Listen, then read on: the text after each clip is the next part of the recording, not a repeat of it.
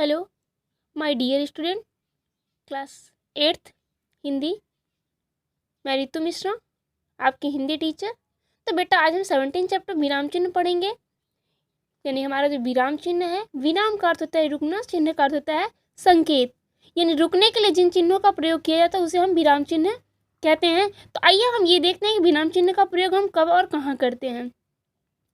यानी विराम चिन्ह कहते हैं किसे है, एक बार हम फिर से रिवाइज कर लेते हैं। विराम चिन्ह कहते किसे हैं कि भाषा के लिखित रूप में रुकने अथवा विराम देने के लिए प्रयोग किए जाने वाले चिन्हों को विराम चिन्ह कहते हैं। यानी किसी भाषा में यदि रुकने के लिए या विराम देने के लिए प्रयोग किया जाने वाला जो चिन्ह होता है उसी को हम विराम चिन्ह कहते हैं। तो आइए हम देखते हैं जिन विराम चिन्हों का प्रयोग कहाँ किया जाता है। पहला हम देखते हैं कि हमारा पूर्ण विराम है, दूसरा अल्प विराम, तीसरा अर्ध विराम, चौथा प्रश्नवाचक चिन्ह, पांचवा है विस्मयादिबोधक, छठा है योजक चिन्ह, सातवां निर्देशक चिन्ह और आठवां उद्धरण चिन्ह, नौवां है विवरण चिन्ह, लाघव चिन्ह, कोष्ठक, उपविराम। तो आइए हम देखते हैं इन चिन्हों का प्रयोग कहाँ किया जाता है। पूर्ण विराम चिन्ह का प्रयोग हमारा वाक्य जब पूरा होता है तो उसके लिए हम पूर्ण विराम चिन्ह का प्रयोग करते हैं। यानी वाक्य को पूर्ण करने के लिए पूर्ण विराम चिन्ह का प्रयोग हम करते हैं। दूसरा हमारा अल्प विराम है, यानी वाक्य में जहाँ बहुत कम समय के लिए रुकना पड़ता है वहाँ अल्प विराम चिन्ह का प्रयोग किया जाता है। यानी हमें थोड़ा सा यानी कम समय के लिए रुकने के लिए, यानी अल्प मतलब होता है थोड़ा, तो थोड़ा समय के लिए रुकने के लिए जो चिन्ह प्रयोग में आते हैं उसको हम कहते हैं अल्प विराम। तीसरा हमारा है अर्ध विराम, वाक्य में जहाँ पूर्ण विराम से कुछ कम तथा पूर्ण विराम समझते हैं बेटा कि ये जो हमारा वाक्य पूरा होता है उसके बाद लगता है, लेकिन जो हमारा अर्ध विराम होता है यह वाक्य के पूर्ण होने से पहले इसका प्रयोग किया जाता है। जैसा आप देख रहे हैं कि जो कार्य मैं आज पूरा नहीं कर सका हूँ वह कल पूरा कर लूँगा, तो यहाँ पे हमारा अर्ध विराम चिन्ह का प्रयोग किया गया है।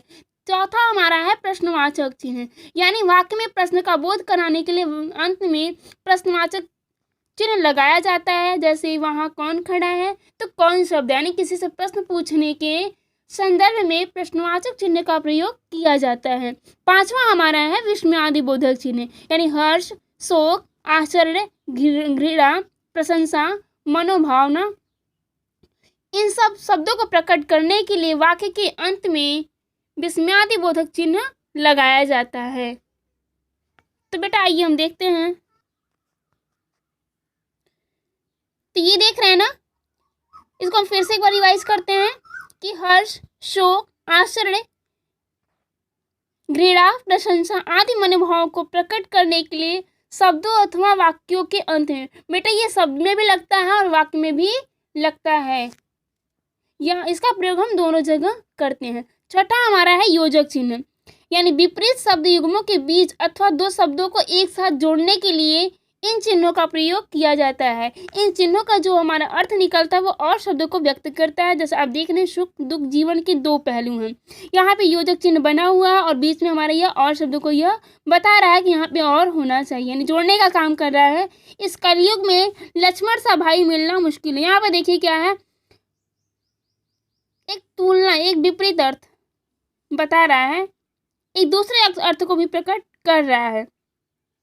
सातवां है हमारा निर्देशक चिन्ह, वाक्य में किसी कथन से पहले संवाद मतलब आपस में बातचीत करना बेटा, ठीक है, किसी से एक प्रश्न दो प्रश्न करते रहना कंटिन्यू, वह वार्तालाप में नाम के बाद या किसी बाद उदाहरण के बाद निर्देशक चिन्ह का प्रयोग किया जाता है। जैसे यहाँ पे देख रहे हैं पापा, बेटा पढ़ाई कैसी चल रही है, ठीक है, तो यहाँ पे क्या प्रश्न पूछा जा रहा है। अगला हमारा है अध्यापक भी पूछ रहा है कि भारत के प्रथम राष्ट्रपति कौन है, ठीक, ये देख रहे हैं। इसके बाद हमारा क्या हो रहा है, ये जो हमारा ये निर्देशक चिन्ह लगा हुआ है, यानी संवाद या वार्तालापों में नाम के बाद या किसी बात का उदाहरण देने के लिए निर्देशक चिन्ह का प्रयोग किया जाता है। अगला हमारा है उद्धरण चिन्ह। उद्धरण चिन्ह जो होता है वो दो प्रकार का होता है, एकहरा उद्धरण चिन्ह और दोहरा उद्धरण चिन्ह। एकहरा उद्धरण चिन्ह का प्रयोग हम किसी व्यक्ति यानी किसी विशेष व्यक्ति में लेख, पुस्तक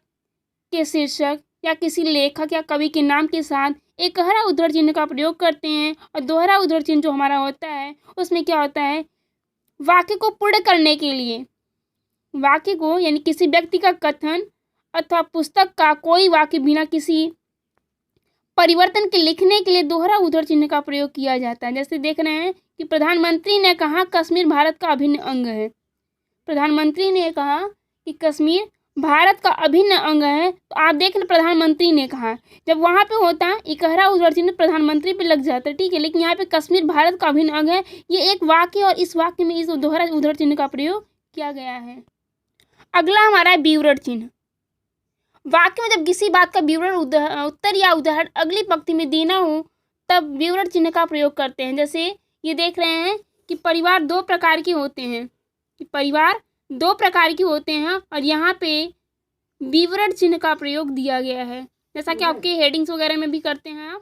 ये देख रहे हैं ना, वाक्य में जब किसी बात का विवरण उत्तर या उदाहरण अगली पंक्ति में देना हो तो हम विवरण चिन्ह का प्रयोग करते हैं। जैसे हेडिंग्स के बाद मैं कई बार आपसे प्रैक्टिस में कराई कि हेडिंग डालने के बाद आप विवरण चिन्ह का प्रयोग दी, क्योंकि जो विवरण चिन्ह होता है वो हमारे परिभाषा या उदाहरण को लिखने के लिए प्रयोग में आता है। अगला हमारा है लाघव चिन्ह।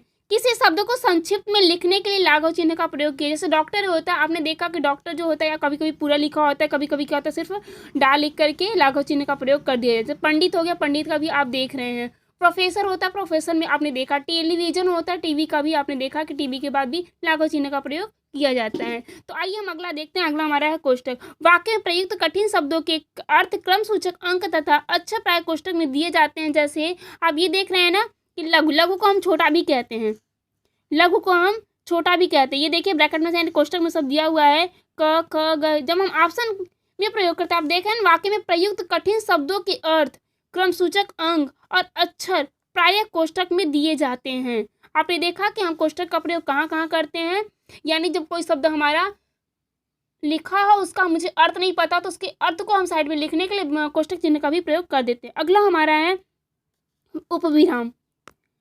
वाक्य में जहाँ किसी बात को अलग करके दिखाना हो वहाँ उपविराम चिन्ह का प्रयोग किया जाता है। जैसे देख रहे हैं ना कि दहेज प्रथा एक अभिशाप, यानी दहेज प्रथा क्या है, एक अभिशाप है।